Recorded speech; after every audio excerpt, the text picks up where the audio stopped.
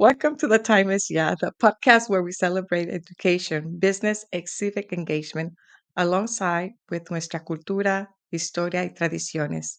Together, we explore inspiring journeys and share practical advice that empowers our Latino communities.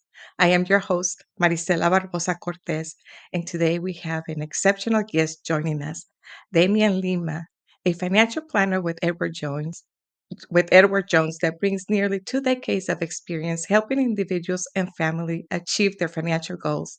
Damien's passion stems from a deeply personal place, and now his mission is to guide others towards financial independence. In this episode, Damien shares his insights into the importance of obtaining an education and some financial tips. Get ready to learn practical tips for securing your financial future while hearing Damien's inspiring story of resilience and purpose. So let's dive in because the time is yeah. Bienvenido, Damien. Bienvenido. Thank you, Maricela. How are you? Good. I don't know what happened on your side, but you're blurry now. Oh no. I don't know. Yes. I hope it's maybe it's the weather with all the rain, huh? Yeah. Well, we'll keep going. If not, we can just use the audio Okay. in case it doesn't fix. But anyway, bienvenido, Damien. As I mentioned earlier, we celebrate Nuestra Historia, Cultura y Tradiciones. I would love to hear if you have any traditions that you want to share with from in your family or something about your culture or your background. Yeah, gracias. Thanks for the invitation. So for before we get into the finances and all that good stuff, so some traditions that we have in my family. So my father's Portuguese and my mother's Mexican. So two different cultures, but a lot of alignments around food, and then midnight mass and just tradition. So right around the holidays, my mom, who raised four of us by herself, um, she would always do three things around this time. So we, of course, she enjoyed tamales, but she was never didn't want to spend all day making tamales. So her best friend across the street named Perla, we'd always right about this time go hang out at Perla's house and just have these and she'd buy some and we'd have some. So we always had tamales around this time. Also, my mother being a very busy person, being a single mom and putting food on the plate, we always got the Christmas tree a little late. So we'd always go buy the Christmas tree right around maybe a week from now. And she would use it as a bargaining chip. So always trying to save some money. I remember my first negotiation lesson was from my mother because she'd go to the Christmas tree lot and try to negotiate the best tree. And she'd say, "Hey, Christmas is in a week. You're not going to sell that. Like, let me buy it for $20 or what have you." So that was the second part of the tradition. And then, of course, midnight mass. Always we're big on midnight mass for our families. And then lastly, Christmas morning. Every once in a while, she wanted us to all help make a cake. And it was Jesus's cake. So we could all like make a cake and be a family. So we're not just about getting gifts, but also coming together and giving a gift of cake. So those are the three things. So tamales at Perla's, negotiating a tree, midnight mass, and then making a cake the next day. Wow, that sounds great. Thank you. Thank you for sharing. So, now let's talk a little bit about your journey about becoming a financial planner. But of course, I want to hear more about your education. What was your inspiration, or and a little bit about what you study and how your career has developed. Yeah, so my it was interesting. So growing up in the community I was in, and Paso Robles in California, and in the time, and my mom raising us, I noticed that finance wasn't something we spoke about. We talked about. She kind of just did her thing and tried to pay the bills. So I was always naturally curious about finance because it wasn't really brought to me. Other families would talk about it, go on vacations, and that was just wasn't our thing. So I was always curious about that. So it's always in the back of my mind. But when I went through school, I was pretty big into sports. Though I was 5'9", I thought I could play sports. So I still went through sports, and so my education went to communication and journalism. So I initially didn't go into the like economic major or business major. I went to more of the communications, which actually helps me tremendously with my clients. But that was my education, and I got my bachelor's degree at California Sac State University. And but quickly, my first job after that was I got into the mortgage business. At the time of my graduation, California real estate was really, really hot. So naturally went into that. Didn't do the journalism thing or the communications thing. Went right into to financial world, but more into to the mortgage business and lending. So got my chops into lending, and then did that for most of my career. So I was always in the finance world for multiple decades. It's all I know, helping families and individuals and businesses with lending. But I always had an idea on planning. And so I got my opportunity to get into financial planning in 2018. So going on almost 7 years now, I've been working at Edward Jones doing financial planning. And my inspiration is Maricela, especially in the community that I grew up in and the culture that I was in. We weren't very good savers. We didn't know about tomorrow. My mother was very big about, hey, tomorrow's not guaranteed. Let's just do it today. No one talked to her about a 401k or an IRA or compound savings and how that works. And so I felt it as a calling to get involved. So even to this day, I'll help the younger investor, certainly any investor of a community that's been overlooked, to get that voice in their head, because the best asset we have, Maricela, is time. So the earlier we start investing, the better. So that's kind of my story. So hopefully that's that helps as far as my story, my origination. Yeah, and I can relate with you. There's a song also called Un día a la vez, which means one day at a time. I think that financially or community, or, growing up, I also remember un cheque a la vez, one check at a time, right? It's sometimes it's that we don't have additional money to be able to save. It's a hard time, especially in the immigrant community, when come here with nothing and you have family, or you don't have family to help you and support.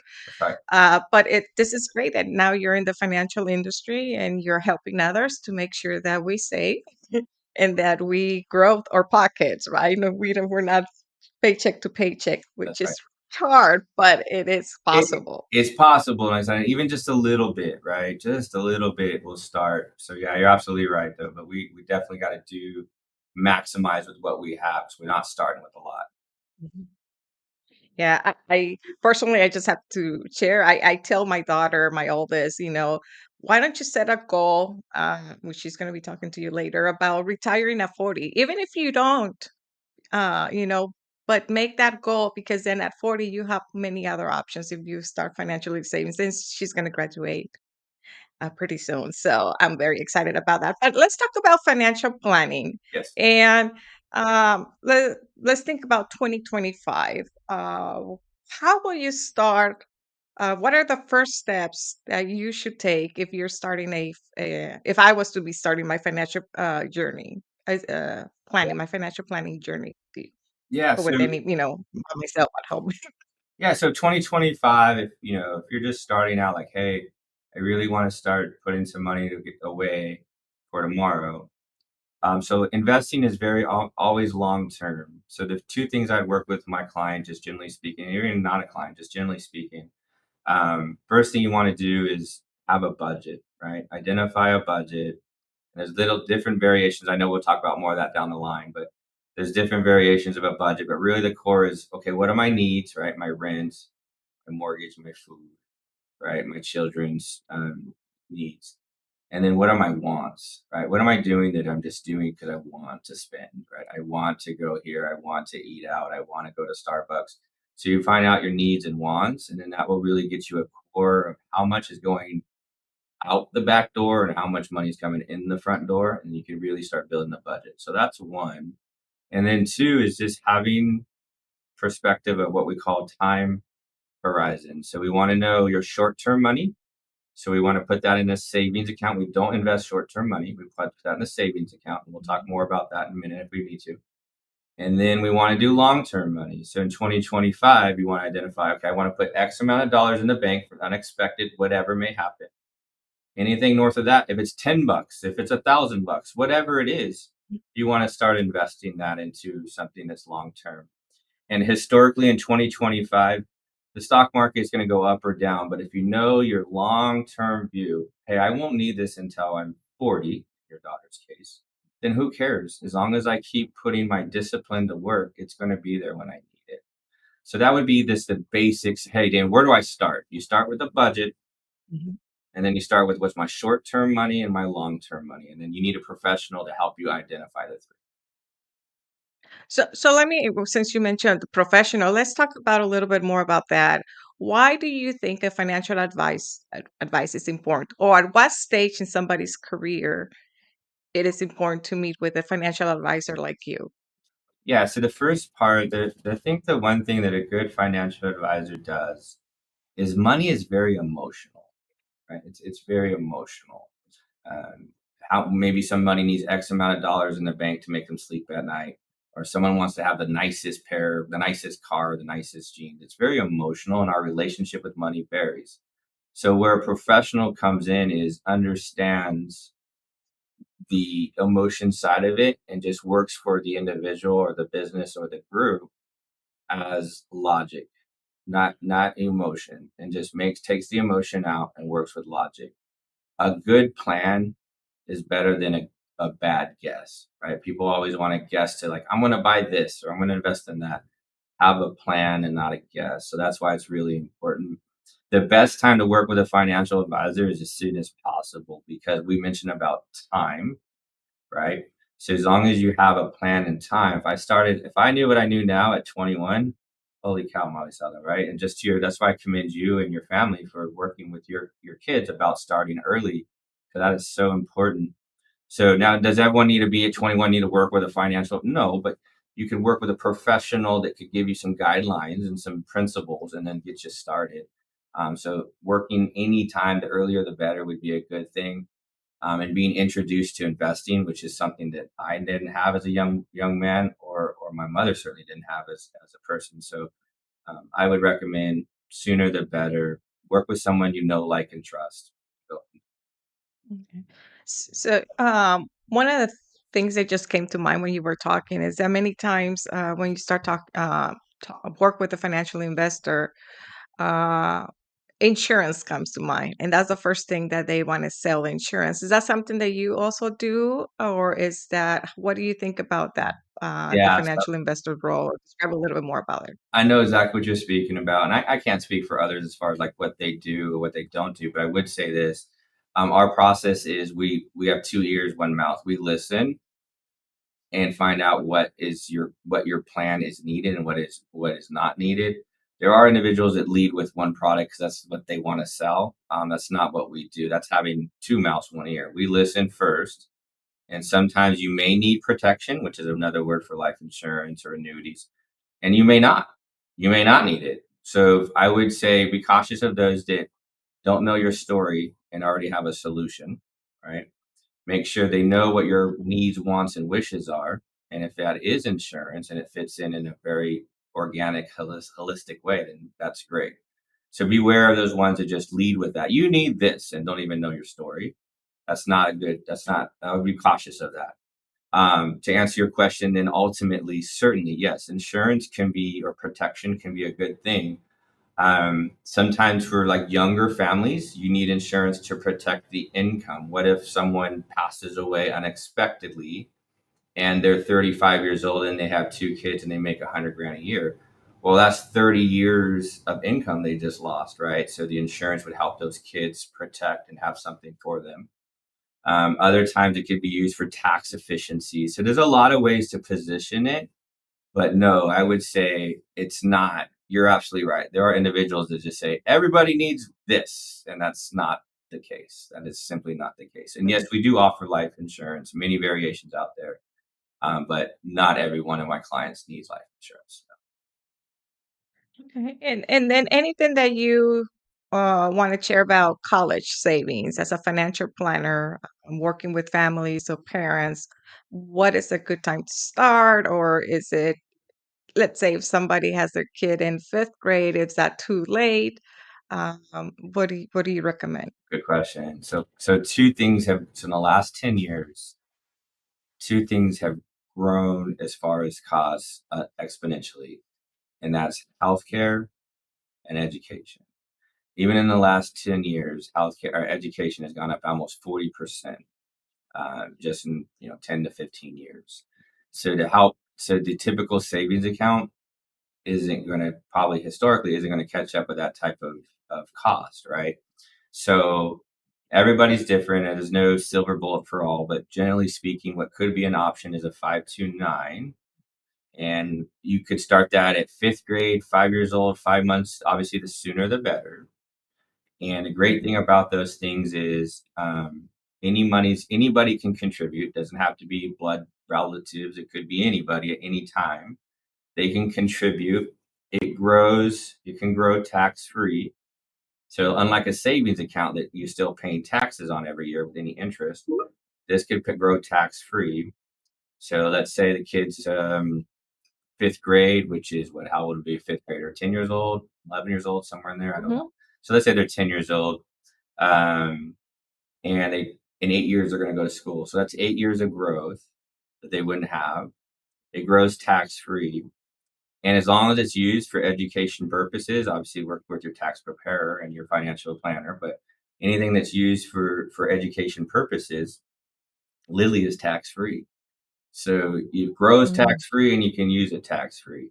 And the beautiful thing is you can, so if I'm a parent and I have 3 kids and I earmark it for the first two and maybe college isn't for them, I can transfer those accounts to anyone I want and not have any tax. So it's generational. And let's say none of my kids go to college, but maybe they're my grandkids do, so I can save it for them. So it can be very Mm. generational and it'll grow the whole time. But it is limited towards college, but it's a great thing to catch up with the inflation and the cost of education because it is extremely expensive. Okay, thank you. And then you do mention about setting up realistic goals, right? Getting to know your client or make sure that me as a person, I know what are my needs, my wants, so that it's being realistic and true to myself of what I want might not necessarily mean what I can afford, right? Or what I need, or so how do you work with, or what's a good way that you think that to anybody listening to us can set realistic short-term or long-term goals? I know you talked about setting up a budget, right? So, what do you think that we need to do in order to be more realistic about everything, the needs, wants, and what Yeah, needs, wants, can and actually wishes. happen? Yeah, those are the three things: needs, wants, and wishes. So to set up a budget and a goal, there's a lot of great tools out there online. I don't really have like a recommendation of one or the other, but there's a lot of great tools that we could show up on our phone. They can capture everything, but just the basics of a budget is again, know how much your needs are, your monthly expenses are. So find out what that is. So that gets food, that's your power bill, your gas bill. So all those things you just have to pay every month. And you find out what that Mhm. number is. And you can put that on your phone, you can write it on a piece of paper, back of a napkin, whatever it is. You just have to have the discipline around it. Once you know what that number is, if it's 2 grand a month, if it's 5 grand a month, whatever that number is, that's your needs. That's your non-negotiables. You got to pay that regardless. And then once you have that, you got to know how much is coming in. You can look at your direct deposits. It's real easy. I get paid X amount of dollars every 2 weeks. So let's say that's $3,200.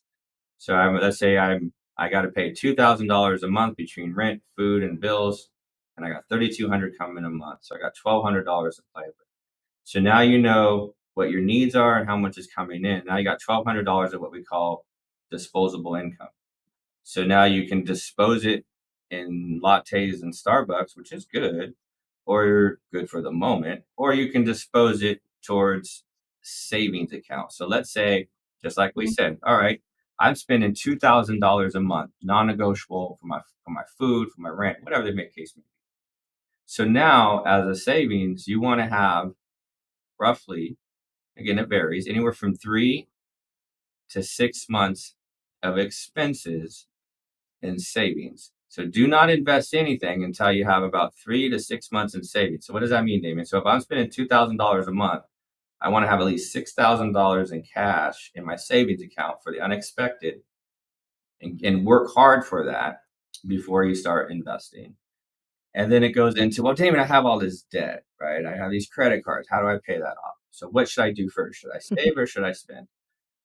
Again, no silver bullet answer. I'm not going to say you should do this, but what one should do is work with, if they work with a professional, or if they don't, find out what interest rate is, right?